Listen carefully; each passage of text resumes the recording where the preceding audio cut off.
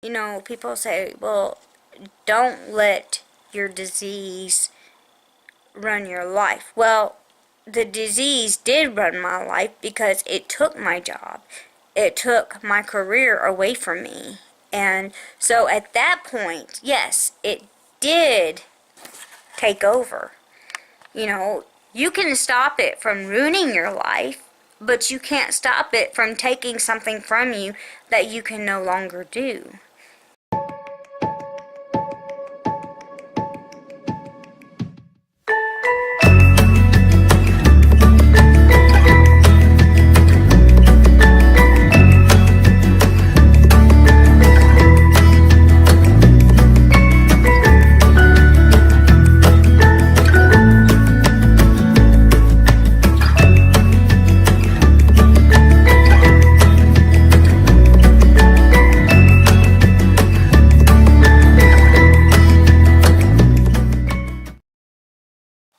Hey guys, so it's late here, and I'm kind of late at doing a vlog, but that's okay, right?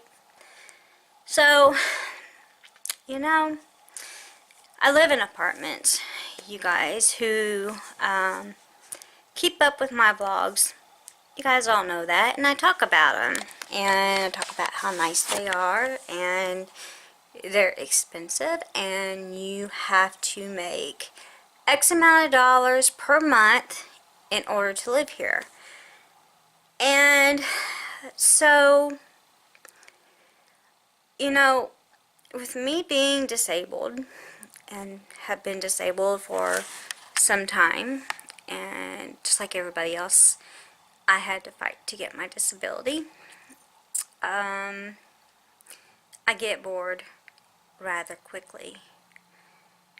And see, the whole thing is, I've had a job since I was 15. A job where they took taxes out.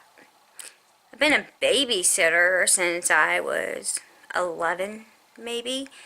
My first babysitting job was just for a teacher who lived straight across the street from me. So I think I was 11 because my mom was straight across the street. And I babysat that little girl, God, I don't know how many years. And I would babysit when I wasn't working, with my first job. And I was 15 a couple months from being 16. And, you know, even then, I didn't have to work. I did it because I had a very strict mom. My mom wouldn't let me do anything until I turned 16. I couldn't go to the movies. I couldn't do anything until I turned 16. I'm not upset over it.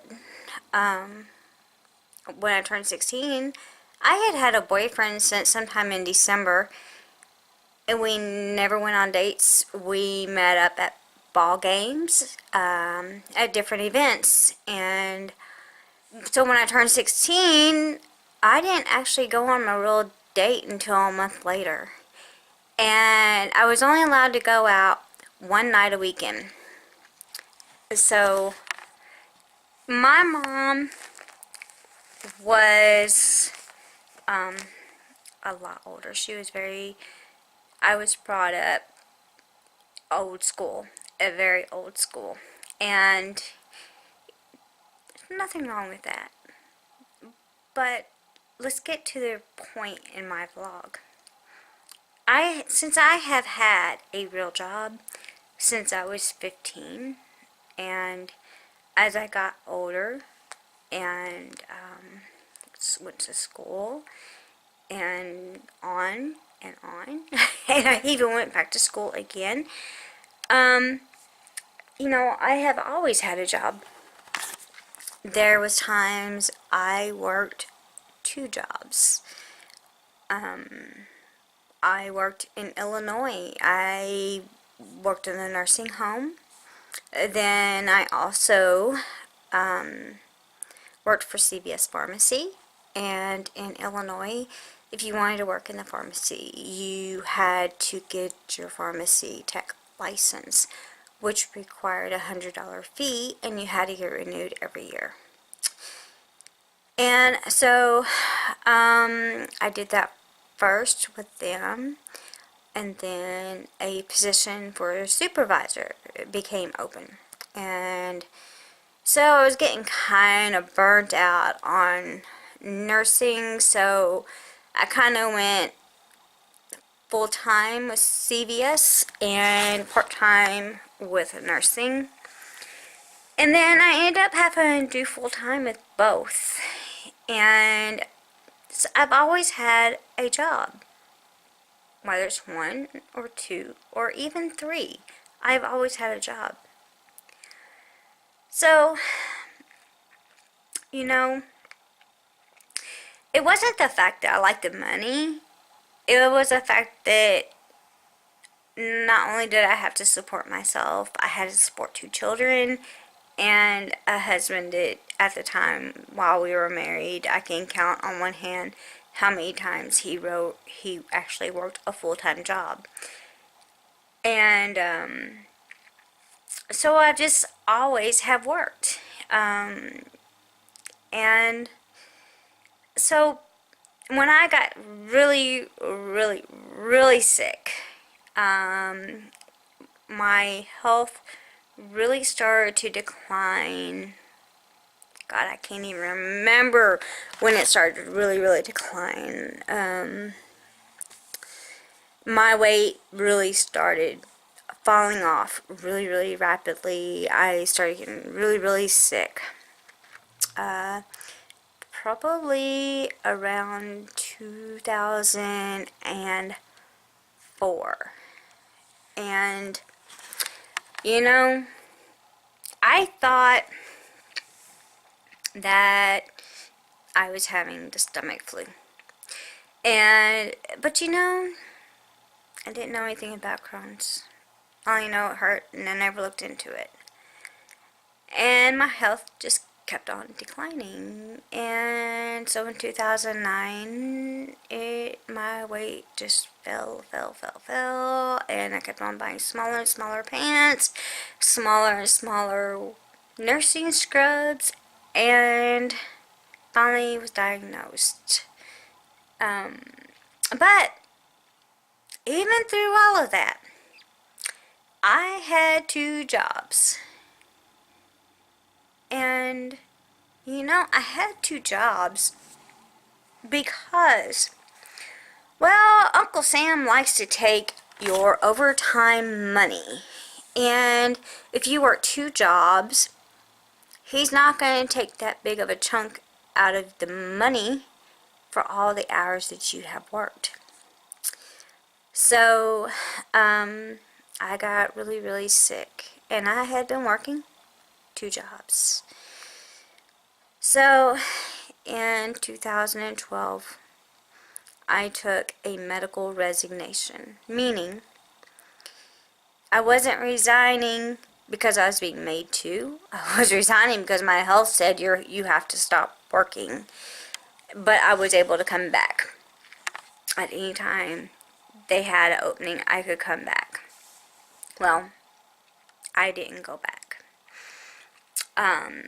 So I tried to go back to another facility, and it worked for about 2 months. My Crohn's I was in flare-up after flare-up after flare-up. It never went to remission. I was always sick. I was going into work with partial bowel obstructions and strictures and everything. And finally, I took a medical leave, and I just never went back. You know, being somebody that has always had a job, and being this person that has not been able to work in now 5-6 years, you know, it makes life very, very difficult. Because I wasn't somebody that could stay at home, take care of my kids, and be a housewife. I was somebody that went to school, that got a job, had a career, and even went back to school for my paralegal. And I went for a few job interviews for that, but it always seemed like there was somebody else that had their bachelor's degree and they got the job. And I ended up having a really bad car wreck, had a drunk driver hit me, and I never went back to finish my bachelor's degree, so of course somebody else got the job. Anyway, so yeah. I am very bored.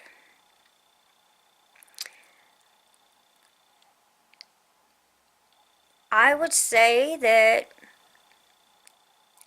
I'm not stupid. If anything, I have become more intelligent since I haven't been able to work. I have had all this free time to be on the internet and look up all the stuff that I do vlogs on. And that's still not enough. You know, things go on here in my apartment complex. And you guys all know, I live in an apartment. It's not a secret, and there's nothing wrong with that. We don't have to do yard work. We don't have to pull weeds. You know, we don't have to shovel snow. We don't have to go buy a dishwasher, a microwave, a refrigerator, or a stove. If it goes out, they replace it. You have so much of your income you have to have in order to live here. There is no Section 8, and you will not find an old car here. Everybody here works. There's some elderly people, and I see them out, and we all know each other, because what do I have to do? Absolutely nothing. I'm bored out of my mind, and I want to do something so bad. I've looked at jobs, and I look at them, and I'm like, God, there is absolutely nothing I can do. And of course, the Social Security disability, they send me these, you can go back to work and do this, and we won't touch your Social Security. Well, that's all good and fine, but you tell me a job that I can do, there's nothing I can do. My ileostomy keeps me dehydrated, hence my lovely infusions, which I'm running one now. And my ileostomy keeps me dehydrated. I don't have much nourishment because I don't have a colon to soak it all up. I have a total of 3 hernias.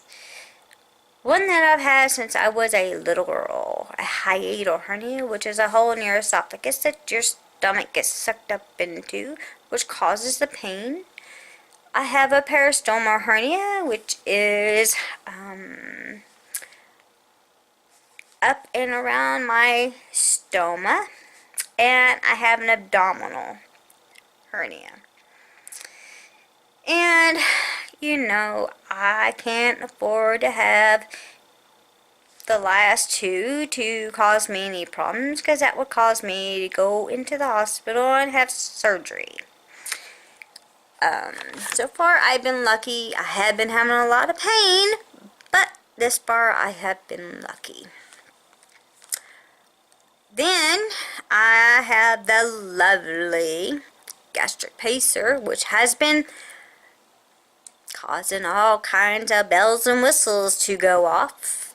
And if I do the wrong stretch or move or bending and twisting, that can come apart and it can cause issues. So, you know, with all my other restrictions, I have internal devices. It can also give me more restrictions. So, I sit out on my porch a lot because, well, I'm bored. You can only sit and look at the walls in your home for so much and for so long. There's so much cleaning you can do before you're cleaned out. Now, given this place is so freaking cluttered because it's amazing at all the crap you can get in over a 6-year period. It's amazing. Or a 7-year period. Something like that. Anyway, we have a storage unit. I moved when the management moved from the previous storage unit I was at, and I upgraded to a bigger storage unit. And it's almost full. I can't get into my closet because my husband has some crap in my closet. Can't even get into his because he's got so many boxes. I just don't even deal with his closet. I just get the empty hangers out and go on. So I think tomorrow I'm going to I think I am going to go up underneath the bed and see what I can pull out to put some of this other crap that's in my closet underneath the bed. But I have other issues, like how did I get a bruised rib and how did I sprain it? And I have always had problems with my back, with the muscles. I heard it when I was working at Kroger. And it was when they were selling pony kegs and kegs. And I pulled muscles. And then I had a car wreck, which messed up my back even more. And I got a disability rating of 15%. So, you know, so I sit outside on my porch. I'm a busybody. I know everything that goes on down here. I know cars. I know cars that are supposed to be down here. And I know vehicles that I question. Like today. Usually our maintenance staff are the ones that does any work on the appliances here. Today, and you know, my husband's getting mad at me. He's like, well, you're calling the office too much, blah, blah, blah, blah. Well, look, this is what happened about 8 years ago. No, probably longer than that. Probably about 8, 10. Yeah, probably about 10 years ago. We had, I can't remember if it was appliances or what it was. There was this guy, or guys, a couple, maybe one or two. They were going around town, and they were parking in front of people's houses, and they had like appliances or maintenance or something on the side of their vehicles. And they were parking in front of people's houses. Nobody's thinking anything about it because, hey, they must have had somebody come in and do work to their homes, right? Wrong. They were there robbing them. So, I'm sitting outside today and I'm doing my normal thing, just being bored out of my mind, have my headset on while my phone's in here charging, because it's Bluetooth. And so I see this vehicle go down in front of me, and I'm right here by the other road, and I can see those apartments, and they pull in. Okay. I don't even see, I see the truck, but I don't see any, I don't pay attention to anything until they pull in, and the car's still running. The guy gets out. He's looking around. Just looking around. Okay. That's kind of funny. But okay. So I'm thinking this guy is a drug dealer. Because who is going to get out of a vehicle looking around over their shoulder, and then not on his side of the vehicle, but on the driver's side of the vehicle is getting in, opens the back door, shuffling around, getting all into stuff, and I'm like, this is not, something about this just is not right. There's something is just not right here, just not. So then he finally gets this thing out, and he puts it on the ground, and he picks it up, and then finally the guy shuts the truck off, and he gets out, and they go into the building. Well, our buildings aren't really inside buildings. We have outside doors, but he's in this one part of the building, and it has a building number, and then we have unit numbers. And so the whole time I'm sitting there, and I'm like, so I come in, and I get my cell phone, and my cell phone doesn't reach that far to get a picture, but my vlogging camera does. Okay, so then I go a little bit closer, and I get a picture of the sign on the vehicle. Hey, I don't care. But then after I do that, somebody calls them. So I decide, I go in the house, and I call the office. Well, they hang up on me. So then I text them, and I'm like, you know what? These people, I don't know if you had them hired, but these people are very suspicious, acting very funny. And, this happened 18 years ago, where people were doing this, and nobody thought anything about it until it happened in my neighborhood. And we called the neighbor who was at work, and she didn't have anybody out coming doing anything. And we caught him in our own neighborhood. And, you guys have maintenance that comes out here and works on our appliances. So I'm just curious, do you guys have somebody out here working on an appliance from somewhere else? Because, I'm just letting you guys know this is what's going on down here. But if it's legitimate, that's fine. That's great. But if it's not, I'm not going to have this on my conscience because somebody's getting robbed. And I didn't hey, do you guys have maintenance appliance company coming out now and working on our appliances? So I never heard back from them, but I seen the assistant manager drive by and go down that way. So I don't know. Am I a busybody? Yeah, I am. And it doesn't really, when it comes to things like that, I'm out at all hours of the night. I have problems with my legs. My legs it's like they get scrunched up, and they need to get stretched out, but it still doesn't work because I got restless leg syndrome. My muscles cramp, my bones ache. I go for walks, and you know what? If somebody's seen me out there, sure, call, because you don't know who I am unless you do know who I am, and you're used to seeing me out at all hours of the night walking. And the office knows that. So, but if you don't know me and that happens, then call somebody. Go ahead. Do that. Because then you're looking out for yourself and your neighbors. And,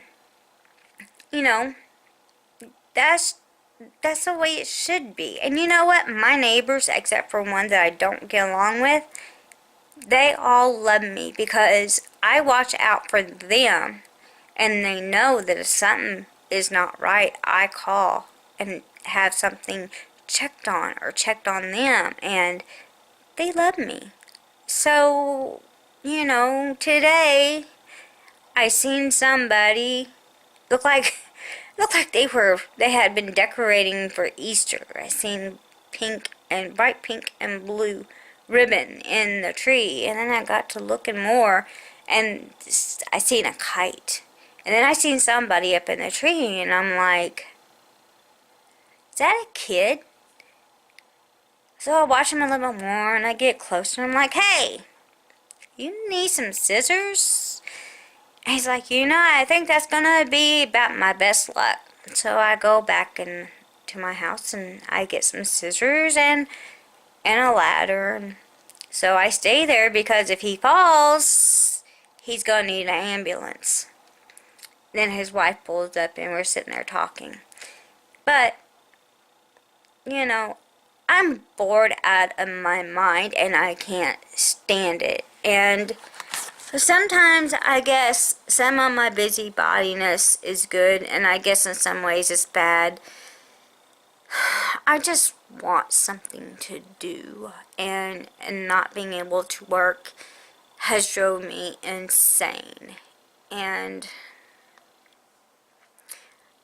I guess if you've never had a continuous job and you've not had that schedule, then you're not going to miss it. But if you've been like me and you've worked, I'm 44? What year is this? Yeah, 44. I'm 44. And I have had a job since I was 15. A real job since I was 15. So, I've worked almost my whole life. And not having that in my life anymore it kills me. And, yeah, I have an SSDI check, but it's nothing like what I made before. And, it's not the same. I would rather be working, and, I'm already off of my computer.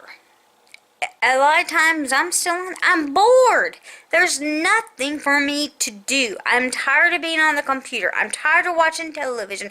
I'm tired of cleaning this apartment. There's only so much more cleaning you can do. I mean, I don't want to go anywhere. There's nowhere to go. The truck's sitting right out there, but there's nowhere to go. I don't want to go shopping. I am literally bored out of my mind, and it's just aggravating, and I miss working. And these diseases have taken so much of my life and has taken so much away from me that it's not fair. And people say, well, don't let your disease run your life. Well, the disease did run my life, because it took my job. It took my career away from me. And so at that point, yes, it did take over. You can stop it from ruining your life, but you can't stop it from taking something from you that you can no longer do. And I guess I'm venting. I don't know. I'm just, my husband doesn't understand. I don't know. I guess unless you yourself are in this predicament, and you've worked and you've lost something that you had a passion for, and then I guess you won't understand. But I look back, and it's not been that many years, but I look back, even, 4 years ago. And I look at myself in pictures. And then I look at myself now. And, I have been so sick. And with all the drugs and infusions. And, a lot of our infusions are chemotherapy drugs. And, they don't tell you that. You have to be the one that's on the drugs, or be a part of a community that talks about the drugs for Crohn's disease or ulcerative colitis, for you to know, or look it up, or look up the information to find out that, yeah, these are some of the same drugs that are used for chemotherapy, or they do have some chemo in it, or whatever, and they aid you. I have been in the hospital so much. There were times before I met my husband, people didn't believe I had teenage kids. Well, now they're 24 and 21, and I'm a grandma. But I had 21-year-old boys hitting on me, and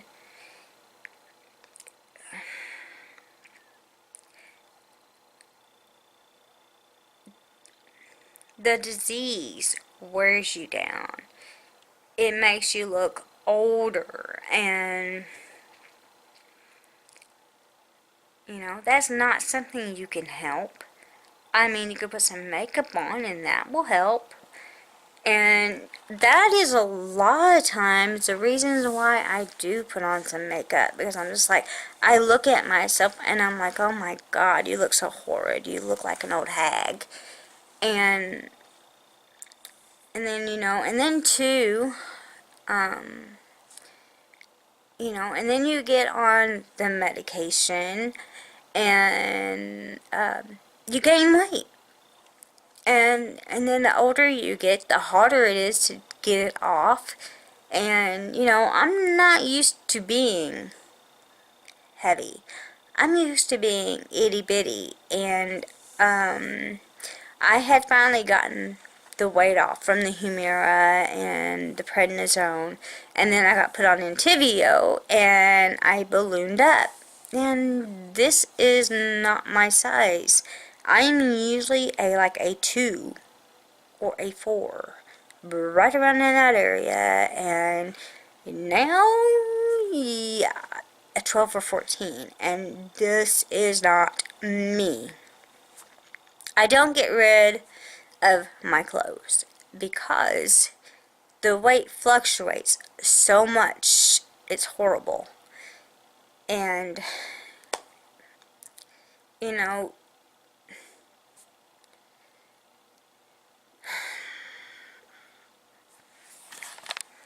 it's aggravating.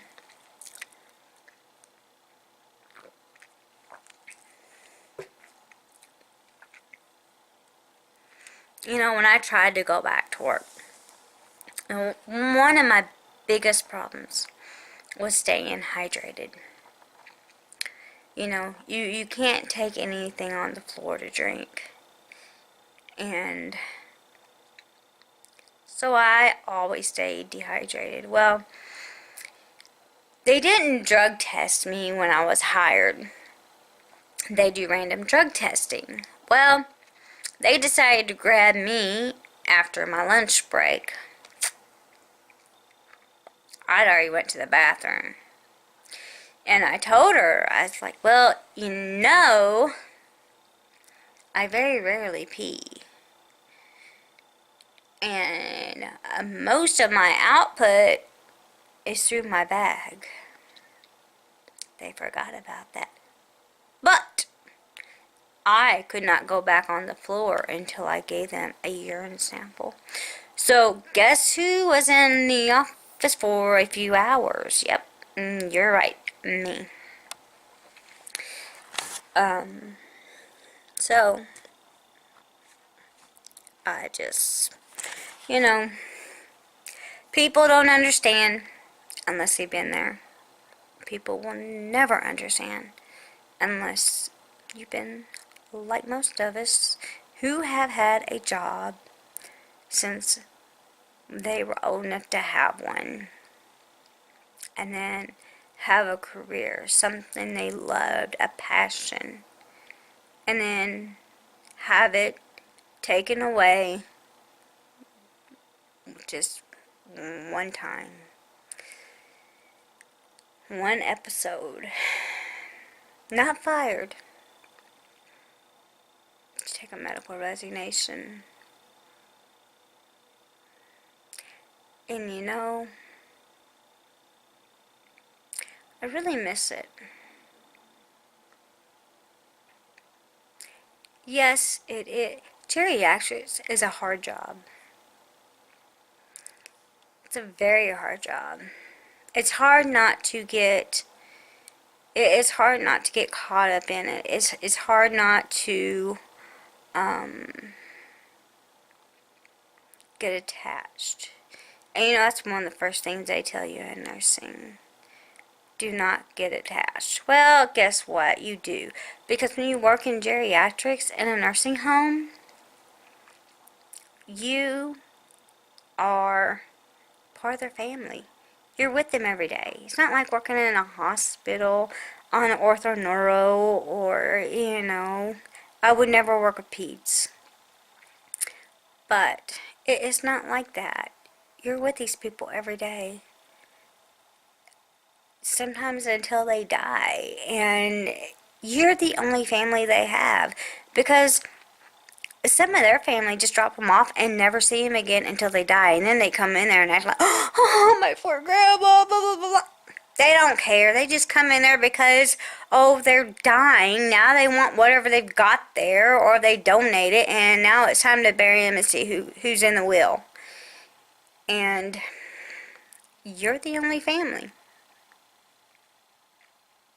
You know, I miss some of my little people, and you know, now I've ran into several of the family members, and you know, they tell me mom's gone, or dad's gone, or grandma's gone, or you know, and you know, I remember when AIDS really, really came out, and I had my first AIDS patient. He was in a nursing home. People were scared of him because people were stupid. They wouldn't sit on his bed. Nothing. Well, let me tell you something. You can't catch AIDS sitting on somebody's bed. I had a resident. His body was just ate up.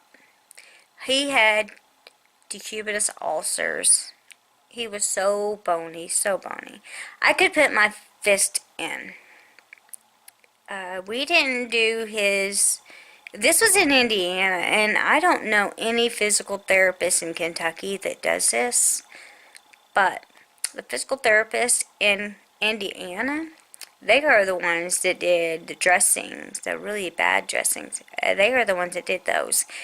And God, his was horrible. And he didn't speak.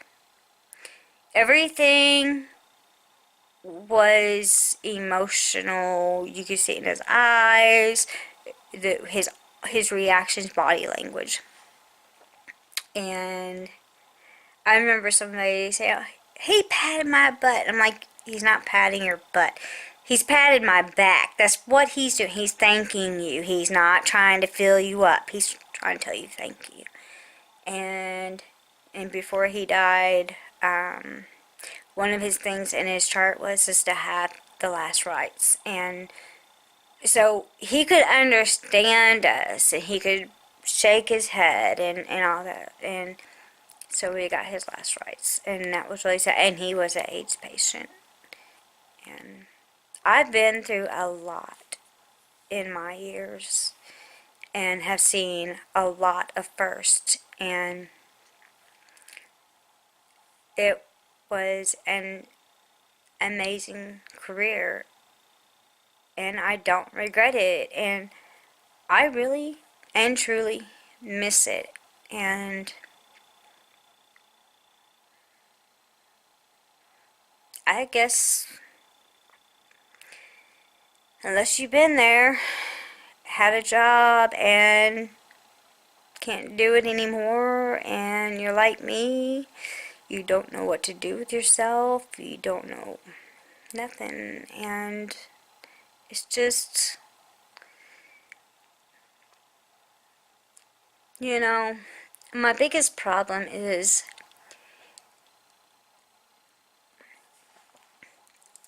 it's not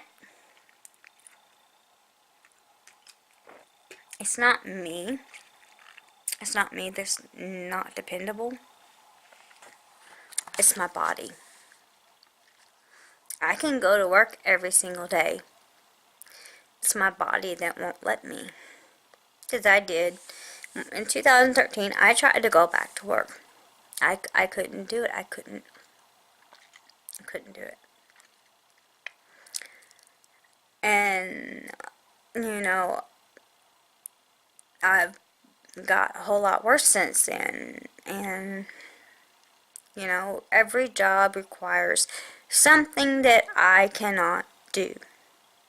And, you know, I can't even be in a car more than 2 hours without getting out and walking because of my blood disorder. And, you know, like I said, I don't talk about every little thing that's wrong with me. I don't need to. I just don't feel like I have to. But I do miss working. And I don't know what to do with myself. You know, the first couple years were the hardest. I mean, I loved karaoke. I'd go karaoke. Now, I don't even, what do you do? I mean, I don't even want to go out to karaoke anymore. It's just like my whole life has just like collapsed around me. I have 2 kids. I have a granddaughter. That's all I want. I just want to see my kids. I want to see my kids and my grandkid, and that's it.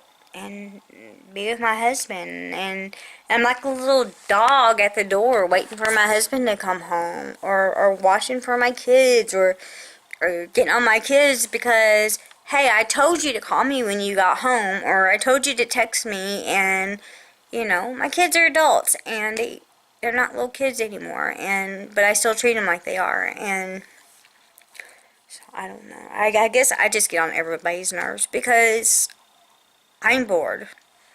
And I'm trying to find something to do with my life. I'm trying to find something to do to keep me occupied. And it's like, I can do something for so long, and then I can't do it anymore. It's done wore its time on me. And the one thing that I can continue to do is talk, because I've always been a talker ever since I was a little girl and could start talking. They could never get me to shut up. So, anybody got any ideas? Because I'm all out. So, I'm going to tell you guys good night. Thanks for listening.